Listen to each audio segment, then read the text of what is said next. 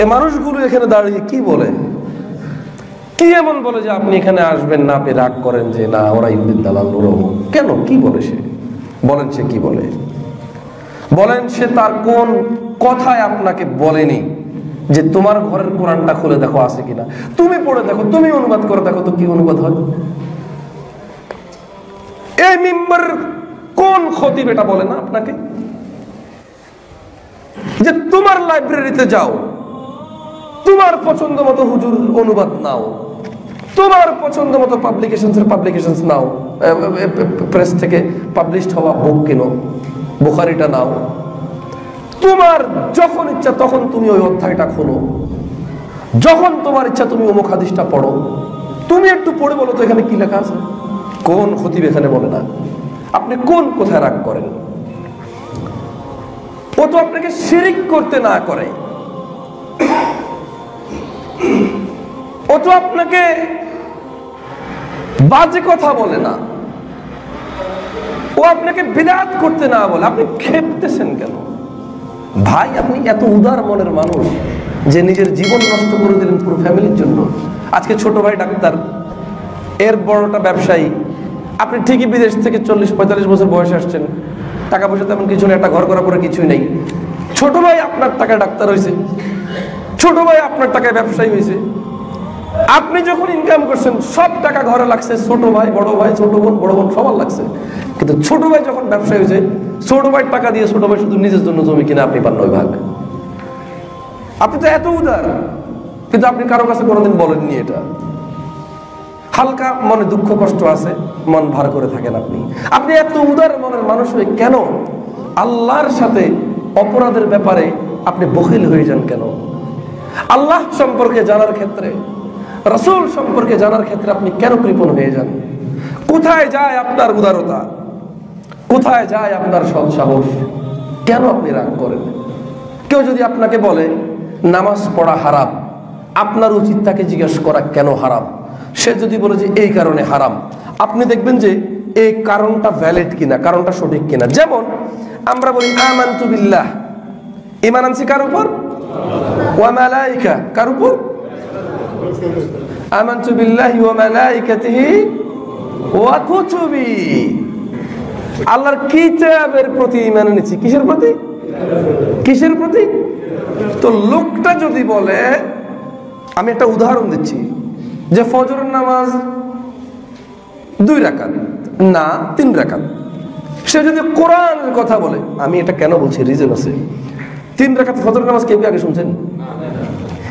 আমাদের বর্তমান সমাজে বহু এমন জিনিস আছে যেটা ফজর নামাজ কি 2 রাকাত না 3 রাকাত? কয় রাকাত? কিন্তু বহু এমন জিনিস আছে যেটা 3 রাকাত বলে চলে আসছে, 2 রাকাত সঠিকটা বললে বলে যে নতুন শুনি নেই আগে। তো এই জন্য এভাবে উদাহরণটা দিচ্ছি, উল্টা ভাবে নিয়েন না। তো সে যদি কিতাবুল্লাহ থেকে দেখায়, আপনি তো বলেছেন যে ওয়া কুতুবি, আল্লাহর কিতাবের প্রতি কি আনছেন, তাহলে কি আপত্তি থাকার কথা? তো আপনাকে যদি কেউ বলে যে আপনি যে আমলটা করছেন সে আমলটা হাদিসে নাই, কিসে নাই, আপনি রাগ কেন করেন? আপনার প্রথম কাজ হচ্ছে তাকে দেখিয়ে দেওয়া, এই দেখো হাদিস। এবার সে যদি আপনাকে বলে দেখো এটা দুর্বল হাদিস, আপনি কেন বলবেন যে হাদিস তো হাদিসে দুর্বল আর সবল কি? বলিয়েন না, আপনি বলেন যে এটা দুর্বল কেন। সে যদি আপনাকে বলে যে দেখো এই হাদিসটা যদি সঠিক হয়, এই বুখারী, মুসলিম, তিরমিজি, আবু দাউদ, মুসনাদ আহমদ, বাইহাকি, এই দেখো মুওয়াত্তা মালিক, এখানে প্রায় 4-5টা হাদিসের বিরুদ্ধে এই হাদিসটা। মনে রাখবেন প্রত্যেকটা জাল হাদিস, প্রত্যেকটা দুর্বল হাদিস সঠিক হাদিসের বিরুদ্ধে চলে যায়। আমি আপনাকে বলে গেলাম, যেমন শবে বরাত নিয়ে কেউ কি মাইন্ড করবেন?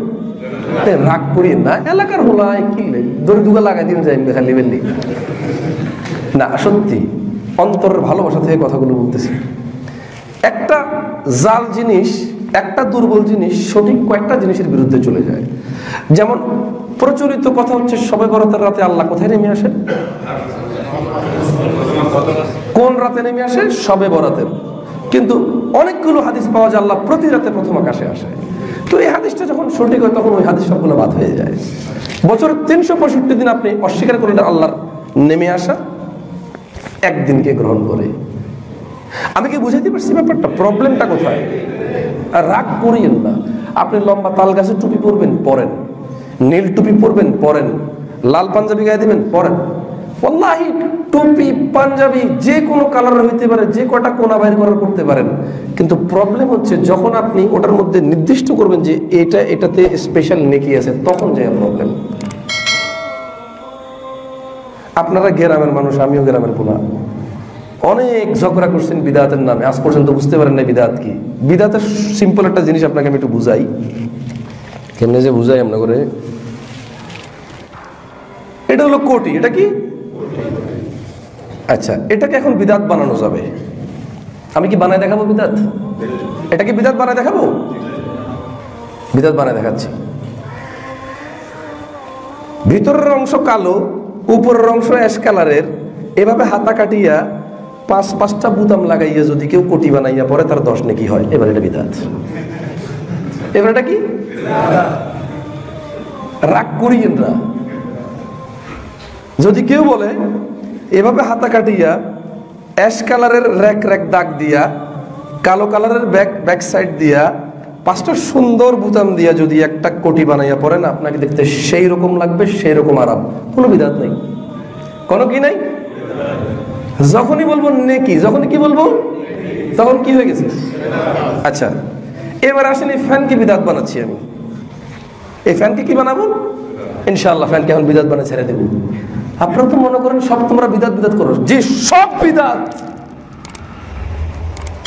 যদি আপনি বানান তাইলে কোনো কিছু বিদআত না, যদি আপনি এটা থেকে মুক্ত থাকেন।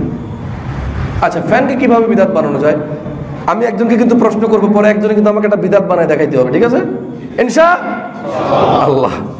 যাই হোক, যদি কেউ বলে ঠিক ইমাম সাহেবের মাথার উপর থেকে 3 হাত দূরে একখান সিলিং ফ্যান লাগাইয়া প্রতিদিন রোজ সকালবেলা ইহাকে 2 মিনিট চালু করিয়া বন্ধ করিয়া ঠিক জোহরের সময় যদি আবার চালু করিয়া দেয়, তার 2 বছরের গুনাহ মাফ হইয়া যাবে।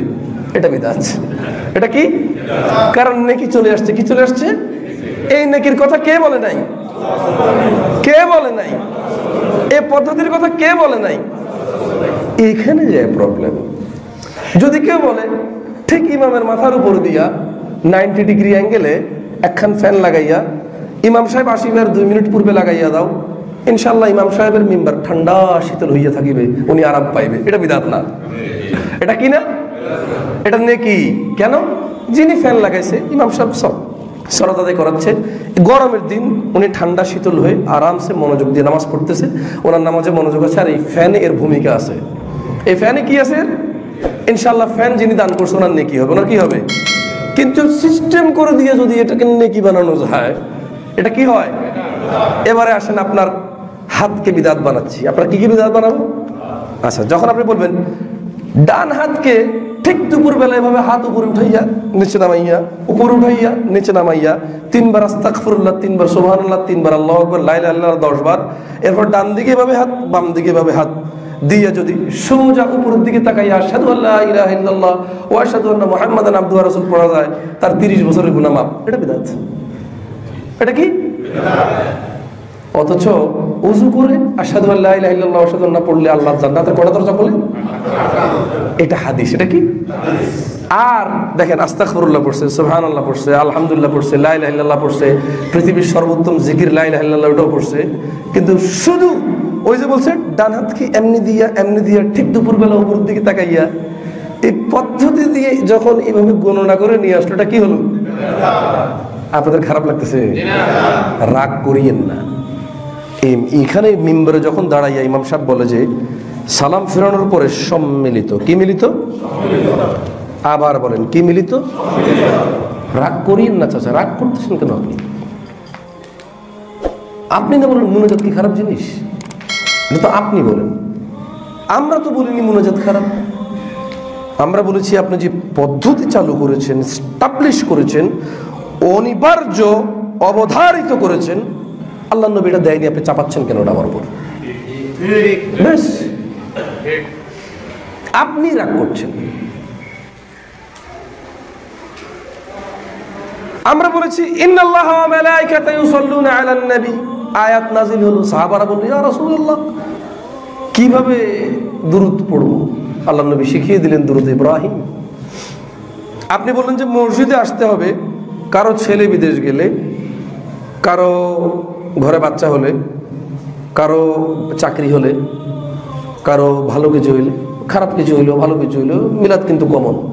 খারাপের জন্য খারাপ হলে দুঃখে পড়াবে, ভালো হলে সুখে পড়াবে। আপনি মসজিদে এসে কবিতা পড়লেন, কবিতা পড়ার নিয়ম করলেন কি? একটা পর্যায়ে এসে দাঁড়িয়ে যেতে হবে। কবিতা পড়ার নিয়ম করলেন কি? ওই যে আমি বললাম ডান দিকে হাত বাম দিকে হাত এইভাবে দাঁড়াইয়া সেম একটা নিয়ম করলেন যে মসজিদে আসতে হবে, একজনে গাইবে, সবাই শুনবে, মধ্যখানে সবাই সুর মিলাবে, একটা পর্যায়ে এসে উঠে যাবে, এভাবে হাত দিয়ে এভাবে নিচে দিয়ে ঢুলু ঢুলু এভাবে পড়বে, একটা পর্যায়ে এসে আবার বসে যাবে, এরপরে 3 বার সূরা ইখলাস। এগুলো তো ভালো কোরআনের কারিমের আয়াত। 3 বার সূরা ইখলাস পড়লে 1 কোরআনের নেকি, কয় কোরআনের নেকি? কিন্তু ওই যে একটা সিস্টেমের মধ্যে নিয়ে আসছেন, এই পদ্ধতির কারণে আমরা বলেছি যে আল্লাহর নবী এইরকম কোন সিস্টেম দিয়ে যায়নি। আপনি কেন চাপাচ্ছেন? আপনি কেন? কেউ যদি আপনাকে বলে 1 রাকাতে সিজদা 3টা, আপনি মেনে নেবেন? ভাই আমি আপনাকে বলি ইমাম সাহেব, অহংকার করিয়েন না। অহংকার আপনাকে ধ্বংসের দিকে নিয়ে যাবে। এই জনসমুদ্রের জনস্রোতে ভেসে যায়েন না, নিজেকে ভাসিয়ে দিয়েন না। এটা জঘন্যতম অপরাধ। কেউ যদি আপনাকে 1 রাকাতে 3টা সিজদা বলে, আপনি কি মেনে নেবেন? আমি প্রশ্ন করতে চাই, কেন মানবেন না? নো, আমি প্রশ্ন করতে চাই ইমাম সাহেব,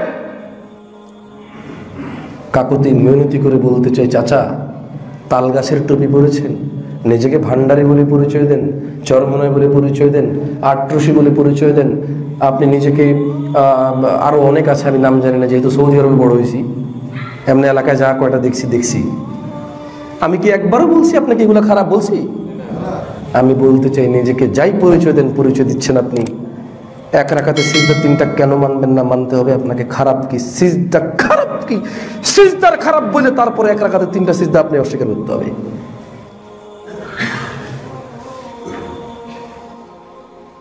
1 রাকাতে সিজদা কেন মানবেন না?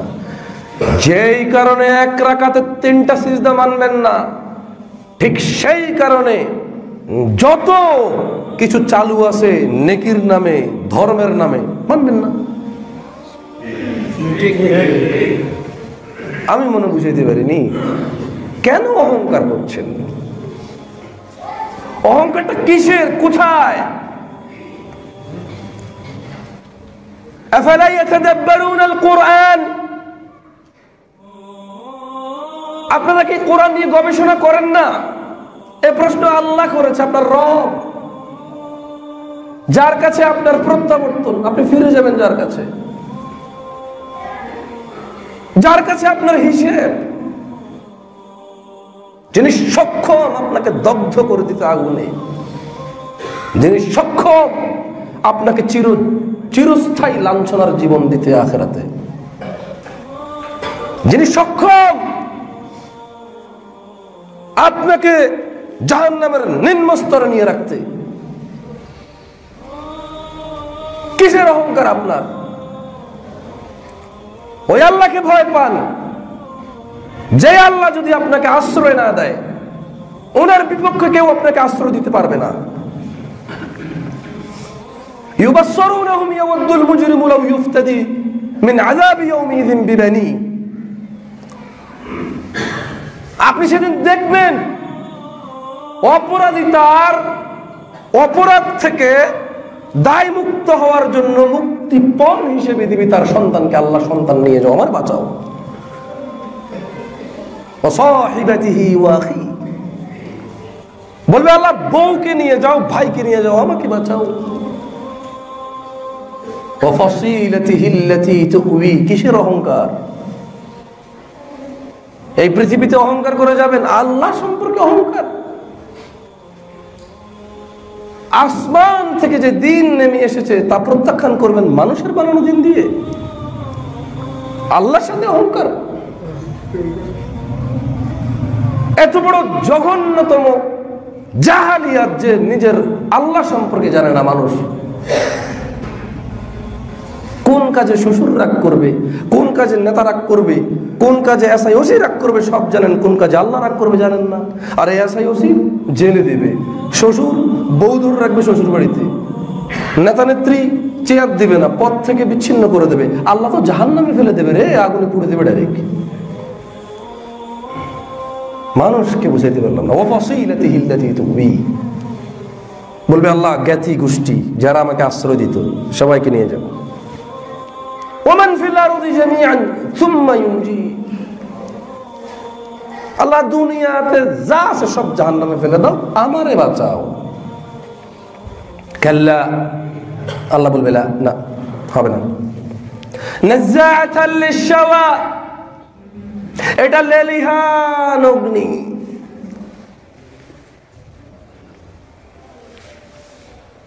এটা কি লেলিহান?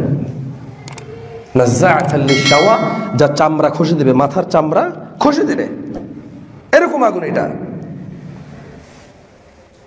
এরকম আগুন। তাদউ মান আদবারা ওয়া তাওয়াল্লা,